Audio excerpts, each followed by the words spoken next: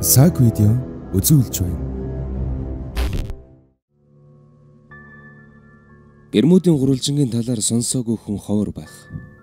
Хачирхалтай нь өөнтэй адил хүн онгоц зав алга болж эзэж хэрэгж олддоггүй газар Аляскад байдаг аж.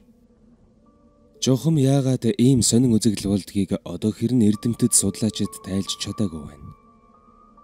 Аляскийн өргөн уудам газар нутагт болсон учир битүүлэг, тайлагдшгүй хэрэгүүд. Тэнд жохом юу болсон талаар танд сонирхолтой. 1. Аляскийн гурвалжинд 16 мянган хүн орос руугүй алга болжээ. Аляскийн гурвалжин нь Аляскийн Якутат дүүргээс Жуно болон Анкорэж хот хүртэлх хэсэг газар юм.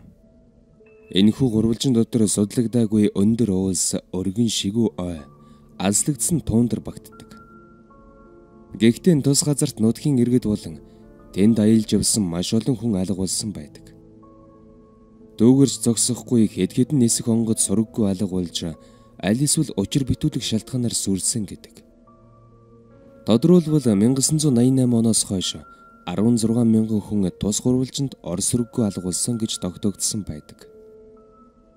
2. Аляскийн мангас. Энэхүү гурвалжинд хамаарах газрын байгаль, орчин, амьтны талаар телевизийн цоврал нэвтрүүлэг хүртэл хийж байжээ. Нэвтрүүлгийн нэр нь Аляскийн мангас бөгөөд дуршлаг сайтай хөлийн бүсийн 6 оршин суугч гурвалжингийн нууцыг тайлахаар судалж байгаа тухай гардаг юм.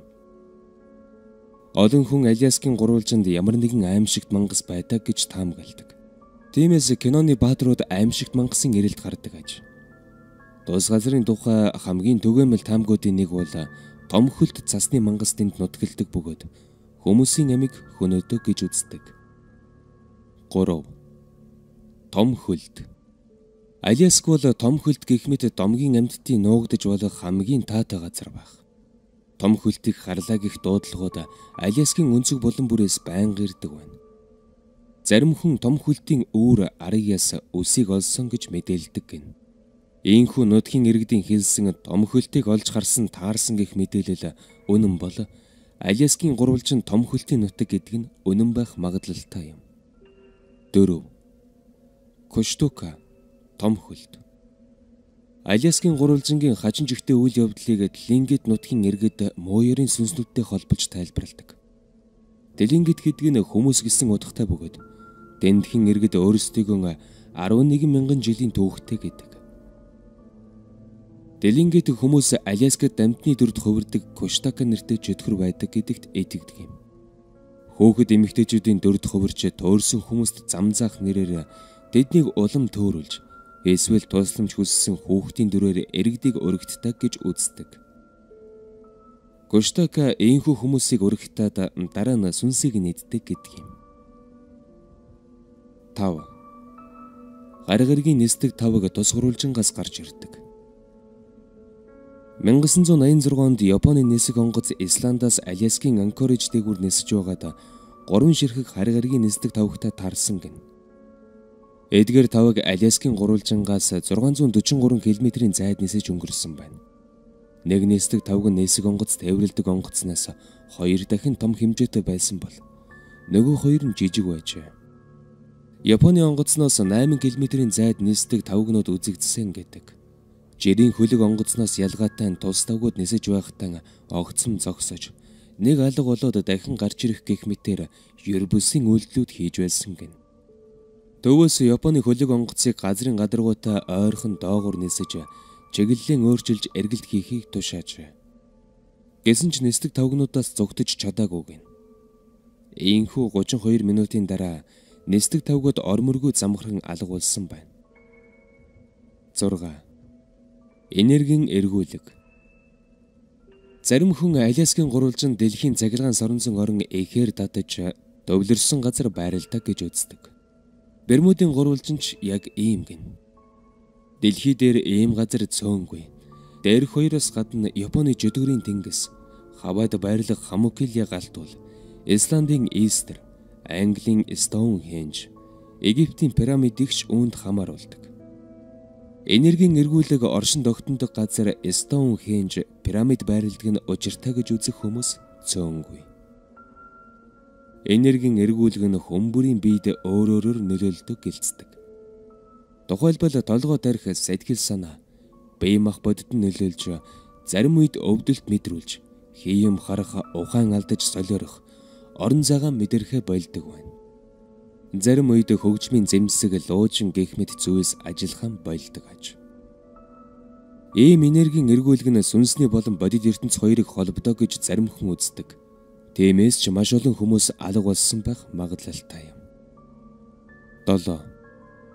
Зэрлэг онгон байгаль. Аляск өргөн уудам зэрлэг онгон байгальтай. Энд Эристес их хүйтэн цагаагаараас гадна аялахад аюултай газар. Зэрлэг амьтдаар дүүрэн. Мөн эдвчилдэд орсон 100 гаруй галдуул байдаг юм. Тийм ч учраас олон орон болон ганцаараа өөргөвчтэй аялал хийвэл алга болох магадлал өндөр. Тэнд нэг л төөрсөн бол амьд гарах боломжгүй гэнэ. Алга болсон хүнийг аврах багийнхан олоход маш хэцүү. Үүнд цагаагаар байгалийн өрмөц тогтц асар их нөлөөлдөг юм. Зарим газраар агарын даралт хасах дожинхэм хүртэл буудаг гэнэ. Магадгүй үүнээс болоод Аляскийн гурвалжинд хүн алга боллоо.